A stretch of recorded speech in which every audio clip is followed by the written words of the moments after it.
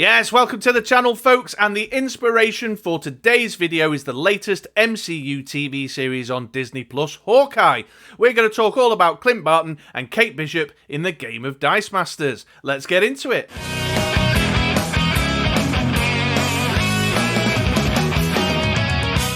Yes, hello, welcome. Thank you for sticking around, folks. It's Chris here from the Ministry of Dice, and I'm back again today with another one of my video presentation thingamadoodads. And as I just mentioned in the intro there, inspired by the new Hawkeye Disney Plus TV series that's taking place right now, I'm going to be celebrating the character of Hawkeye, or the characters of Hawkeye, to be more accurate, in the game of Dice Masters. I suppose I should be saying celebrating Clint Barton and Kate Bishop in the game of Dice Masters, because there's a few layers of complexity there.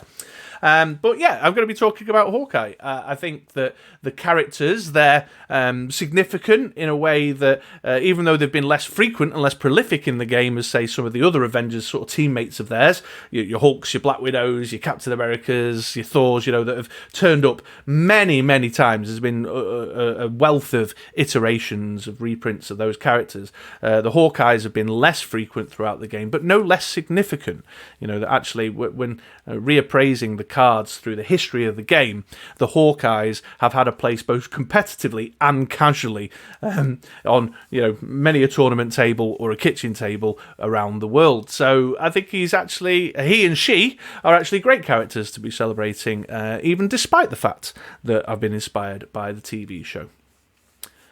Upon reflection, actually, it's quite interesting because one of the sort of MCU recurring themes for the Clint Barton character is this idea that he is somewhat feeling inferior when standing next to the super duper mega awesome super powered allies and friends on the Avengers team. What does he say? I'm just a guy with a bow and arrow fighting an army of robots while the city is falling. But he is actually always doing the right thing. He's badass, he's super talented, he's mega skilled, and to some degree is more significant in many ways. So, yeah, kind of interesting parallel there to the way his storyline's unfolding in the MCU when you think about the game of Dice Masters.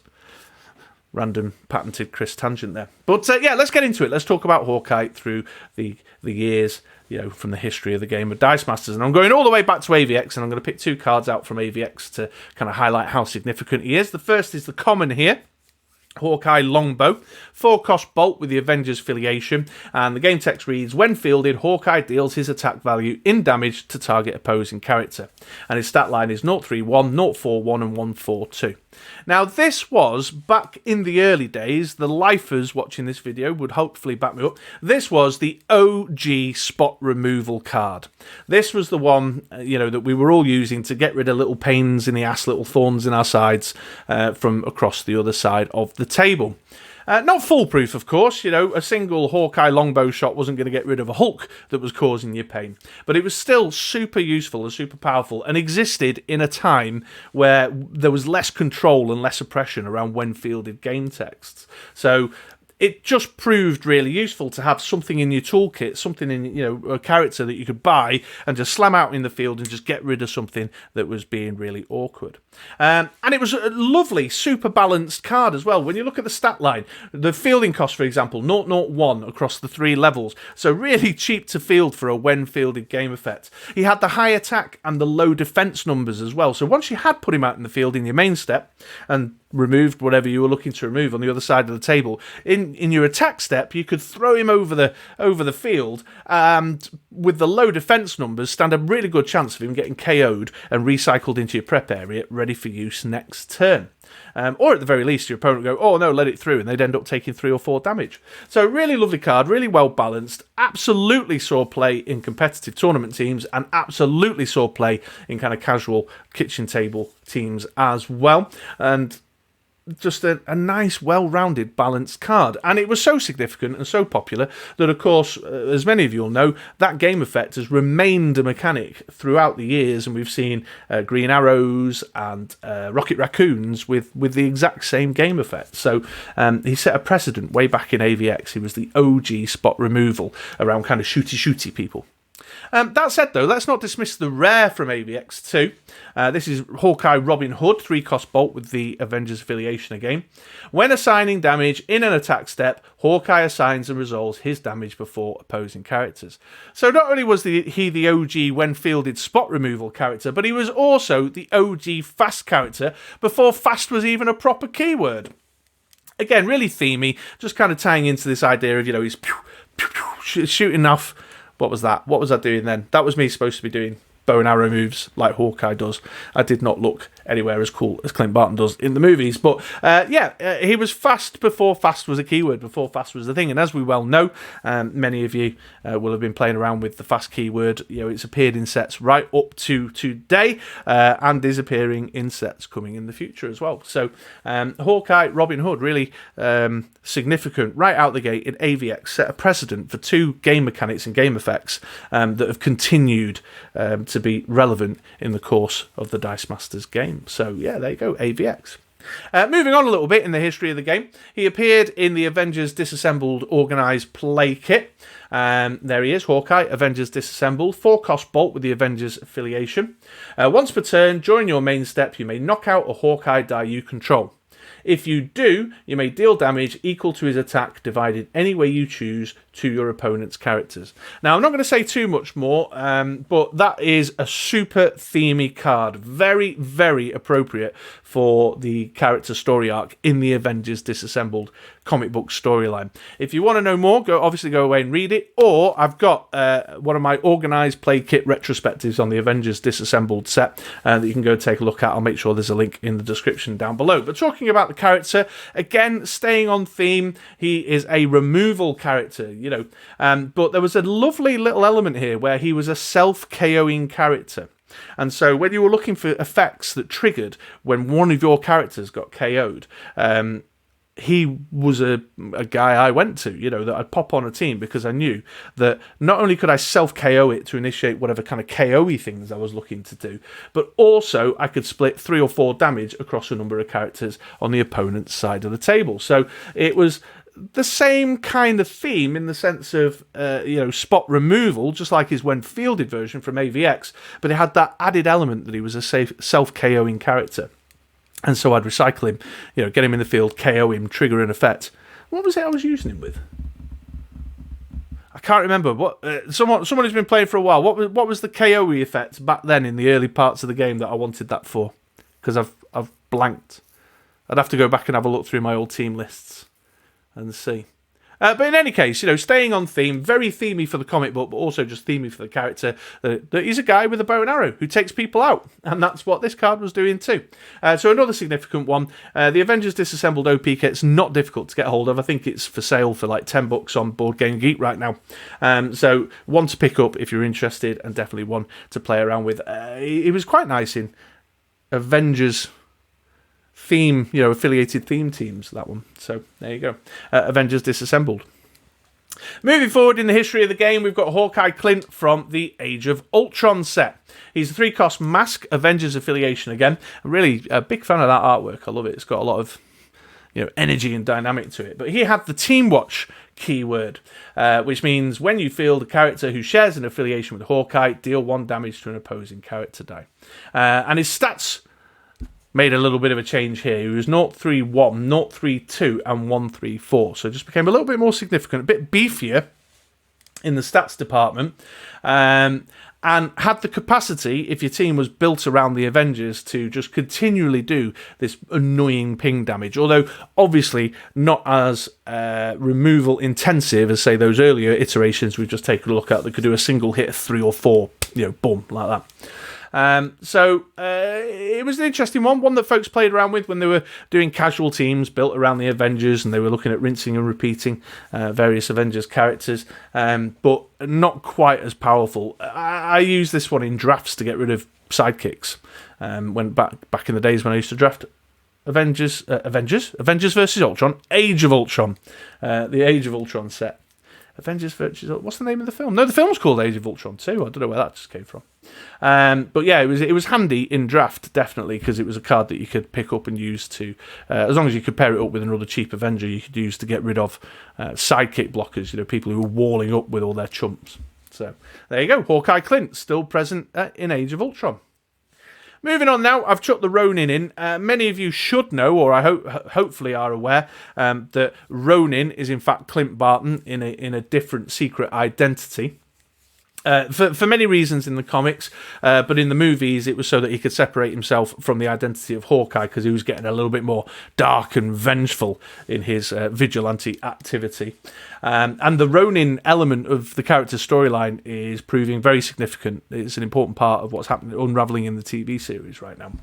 But two Ronins were very, very prevalent at the time they came out in the Civil War set, which are these two on screen. One more so than the other, but it was harder to get hold of because of the rarities. On the left-hand side of the screen, as I'm looking at it, is that how you would see it? Yeah, is the uncommon Ronin Lone Warrior 3-cost mask. While Ronin is active, once per turn, you may KO a Ronin die you control to prevent all damage from one source to you or a character die you control. So awesome example of a control dice there. Just the ability to just decide that instead of that big, beefy, muscly, horrific overcrusher that's about to annihilate me, I'm just going to KO my Ronin and prevent all the damage. I mean, you can't underestimate how frequently people were relying on that uncommon card to take their ass out the sling and save themselves from something really big and nasty coming their way. We then have the super rare, which is probably more usable, but obviously harder to get hold of because of the rarity. Between employers, 3-cost mask, Avengers affiliation again, and he read, while Ronin is active, once per turn, you may redirect all damage from one source to a Ronin character die. Now, because of the timing of the events, what this meant was that many players using Ronin would effectively use him as a double blocker. So he was able to block one character to prevent their damage going through, leave a second character unblocked, but then in a later phase of the attack step, you were able to redirect all the damage from the second character onto Ronin. Now, this meant the Ronin was highly likely to get KO'd because either the first blocked character or the second unblocked character that you redirected the damage from was going to KO him, but it meant that he was effectively a double blocker. Nice and cheap at a 3-cost, low fielding cost once again, 0.01, so really super useful there. Also very powerful against direct damage strategies. I've used it in kind of combat scenarios there, but obviously KOing a Ronin or redirecting damage from some little pingy stuff could be super useful. So really had a place, and you definitely saw Ronin between employers, the super rare on competitive tournament teams at that time, cropped up all the time, because it was just a useful, cheap bit of control that was kind of one size fits all, because it had many case uses that you could just call upon in a moment of need, So yeah, there's a Clint Barton, a Hawkeye, not a Hawkeye, but a Hawkeye, disguised as someone else, doing their thing and having a really significant part to play in the game of Dice Masters. And there we are.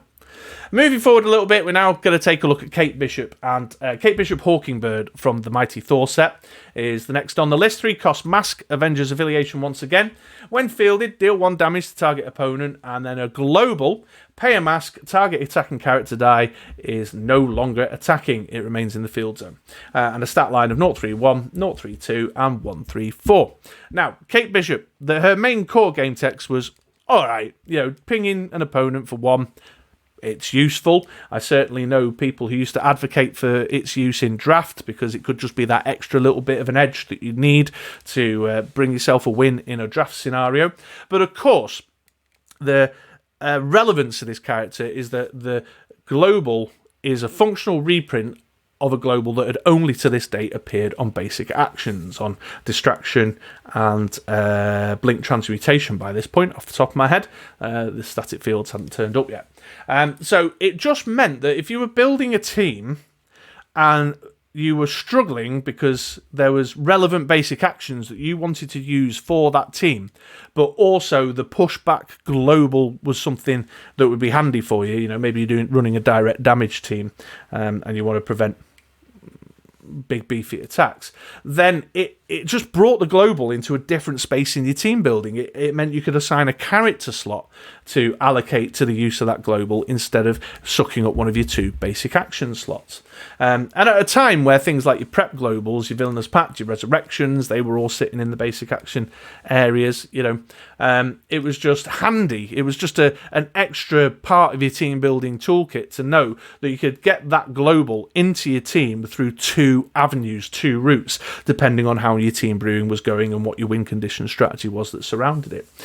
So there's definitely, again, been both competitive tournament teams and casual kitchen top teams that will have seen Kate Bishop, Hawkingbird from the Mighty Thor set in them.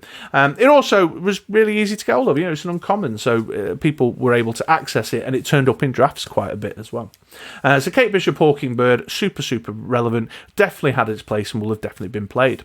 Further to that, she's appeared in an organised play kit. We've got the Kate Bishop Straight Shooter, which was in the Marvel Now set. Don't quote me on that, I may be misquoting as I'm improvising on camera right now, but 3-cost mask, Avengers affiliation again. When fielded, deal 3 damage to target villain character die. I'll talk about that in a minute. And then the same pushback global, the old distraction, blink transmutation, static field jobbing. So all the same kind of relevant points as Hawkingbird apply, that this was putting the global in a character slot rather than sucking up one of your basic action slots. But her when fielded game text doing 3 damage to a target villain was hyper relevant at the time because she was targeted removal against the pain in the arse that was Shriek, that was really hanging around a lot. Really hanging around a lot. Stupid card. It had a little bit of an extra edge because, well, not just Shriek actually, there was quite a few sort of low defense villains knocking around that having a bit of when fielded spot removal. 3 damage took a number of them out. It was handy to have. She couldn't get rid of a blob, but it was super handy to have.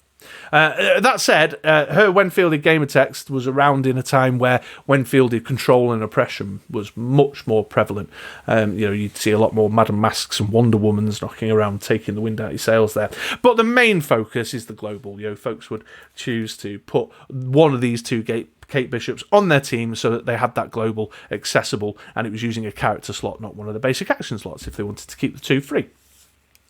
Oh, no, wait, hang on. There was a certain point, actually, when Modern switched over, and you couldn't get that global in the basic action slots. I should point that out, too. So it was the only way you could get that global. But folks were looking at the organised play version, the promo version of the character, because that 3 damage to target villain just had a little bit more edge and a few more useful case moments than the single ping of damage to your opponent. So, there you go. Okay, moving on then. One last one here. Now I'm coming all the way up to the Justice Light Lightning team pack that's currently in the Modern card pool here. We've got Hawkeye taking aim, a 5-cost bolt with the Thunderbolts and the Avengers affiliation. His game text reads, when fielded, deal damage to target opponent equal to Hawkeye's level. And then he's got a global, pay a bolt, deal 1 damage to target sidekick character. Now his main game text there, when fielded, deal his damage to target opponent equal to his level, was okay. I think, for a 5-cost purchase, it was a little bit imbalanced. I don't think it was quite damaging enough, but it had its place in casual play, and I certainly used it in Avengers Infinity only kind of events and stuff. But the global was definitely of interest. The ability to ping some damage off a sidekick. It was a good way of removing blockers. So folks who, I've seen it on teams where, when folks fielded sidekicks to prevent big nasty god catchers steaming through, they would use the Hawkeye global to make sure that there was no sidekicks hanging around just to chump block the big old god catchers. I've also used it with the Poison Ivy that makes an opponent lose a life when an opposing character is KO'd. I've used it with the Scarecrow that makes an opponent lose a life. Basically, it was a lose life themed team, but the opponent loses life when a sidekick is KO'd, and there's some WWE cards that do some stuff when sidekicks are KO'd. So it's just a handy global to have if you're looking to remove sidekicks, because in the vast majority of instances, clearly there's ways and means of buffing sidekicks, but in the vast majority of instances, that single point of damage is going to be enough to KO a sidekick. Also, I've used it for ramp, like really desperate ramp. I'll field this sidekick and KO it with my Hawkeye Global just to put it in the prep area to use next turn. But yeah, more relevantly, it's just a way of removing chump blockers, either making sure that your opponent is going to be blocking with their more significant characters and not using their sidekicks, or if you're doing a kind of fast rush thing and you want to make sure your opponent hasn't managed to just chuck a sidekick or two in the field to keep you at bay, then this could be a way to go. Or, as I say, comboing it up with things that do damage or have effects when sidekicks are KO'd. So yeah, that's the Hawkeye from the more recent batch that I'm celebrating and focusing on for this video today. All right, well, that brings me to the end there, folks. As usual, if you've enjoyed what you've seen today, if you like these celebrating videos, get involved. Join me in the comments down below. Let me know any combos that you've used with these cards, or is there a Hawkeye that you love that I've missed from my list? Let us know. I definitely know that folks find the comments really useful when people share combos and ideas. Make sure you like and subscribe and all that malarkey. And in a moment, you'll be seeing a couple of videos that the YouTube algorithm thinks that you might enjoy. So why not stick around and give one of them a watch? Okay, I've been Chris. Thanks for sticking around, and I'll see you around these parts on our YouTube channel, on the Ministry of Dice podcast, or over at BritRoller6.com sometime soon. Thanks for watching.